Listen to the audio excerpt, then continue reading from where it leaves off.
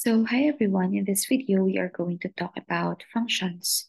So here's the informal definitions. We are assigning to each element of a set a particular element of a second set.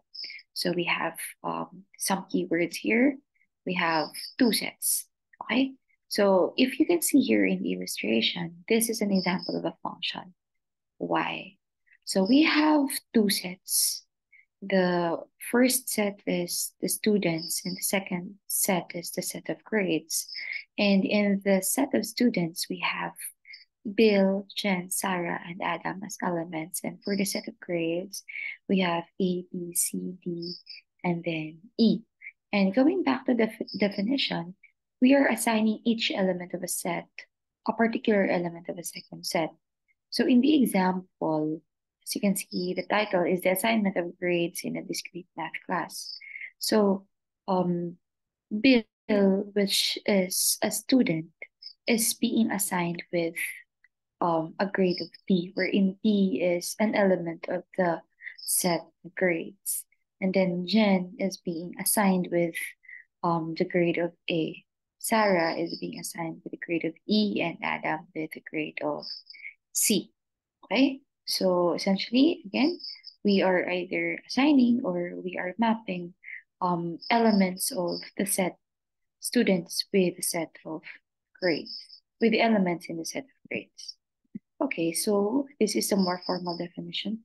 So assuming we have two non-empty sets A and B, so if we have a function f from A to B, then we are basically assigning exactly one element of B to each element of A. So if we go back here, um, Bill is being assigned with a grade of B. Jen is being assigned with a grade of A.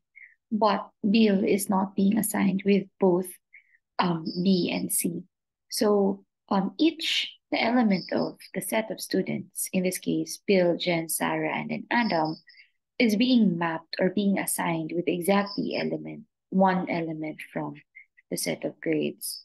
So it is not correct if, let's say, Bill is being assigned with or being given with a grade of both B and then A.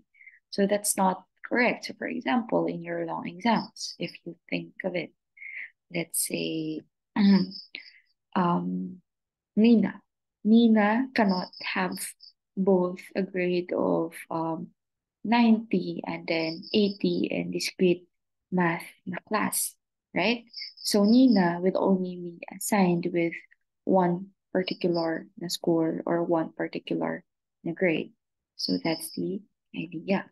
Okay, again, a function f from one set A to another set B is assigning exactly one element of B to each element of A.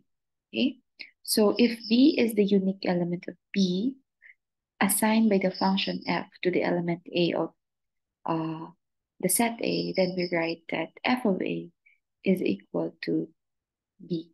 So essentially, what the function f does is assigning a unique element of B to the element A of another set A.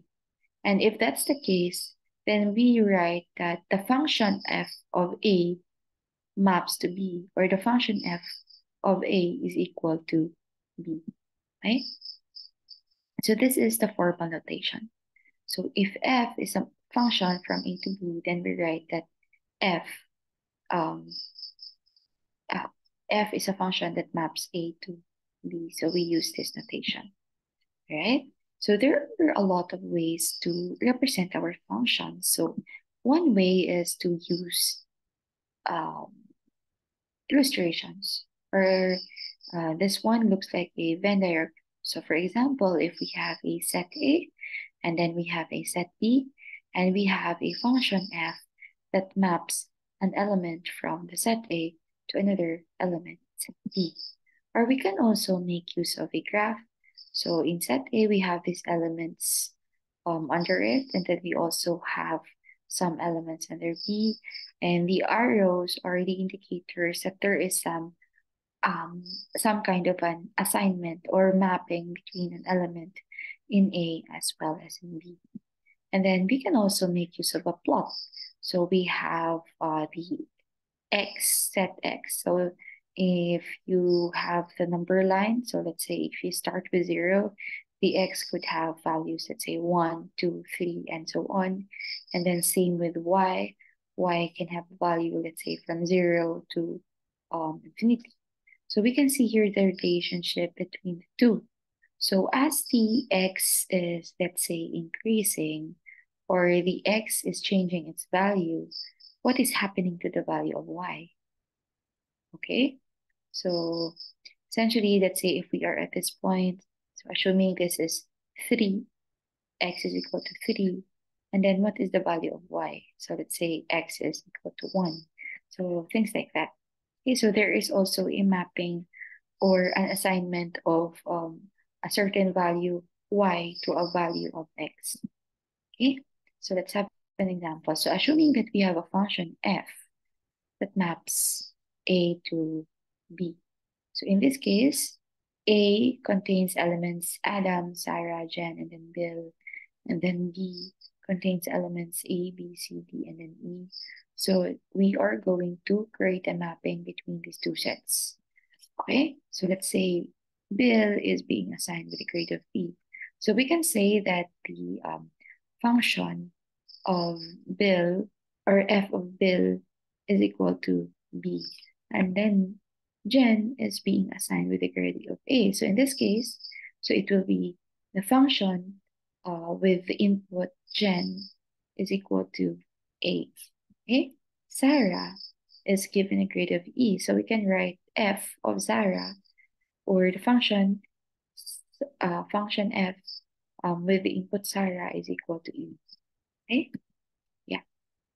As you can see, so every element of the set A, so it is not X, of a set A has an arrow that is coming out of it.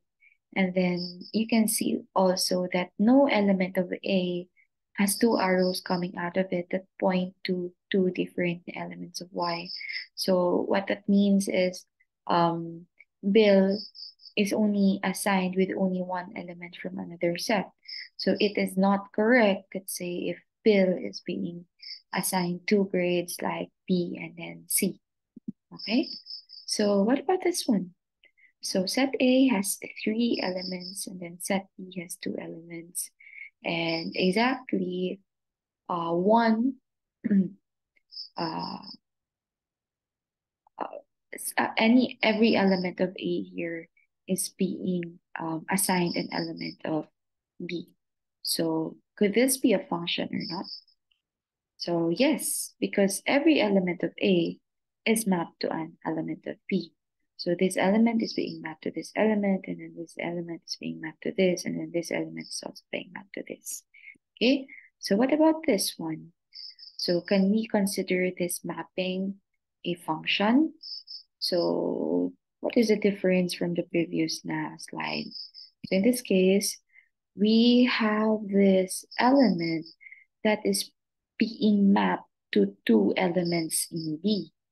And if you remember our formal definition here, if we go back here, a function f from A to B is an assignment of exactly one element of B to each element of A. But in this case, this particular element in A is being mapped to two elements in B. So we can then say that this is not a function because one element of A is mapped to two elements of B, and that is not correct. Okay? And then what about this one? Can we consider this one as a function? And this particular element of A is not mapped to any element in B. So no, because going back to the formal definition again, each element of A must be assigned with exactly one element from B. But in this case, this particular element in A is not being mapped to any element of B. So we cannot consider this as a function. Okay, so what about this one? Can we consider this one as a mapping, as a function? So in this case, yes. So every element in A is being mapped to an element of B. And it's okay if some elements of B are not being mapped to an element in A. The most important thing is that every element in A here must be mapped to exactly one element in B. Okay? All right.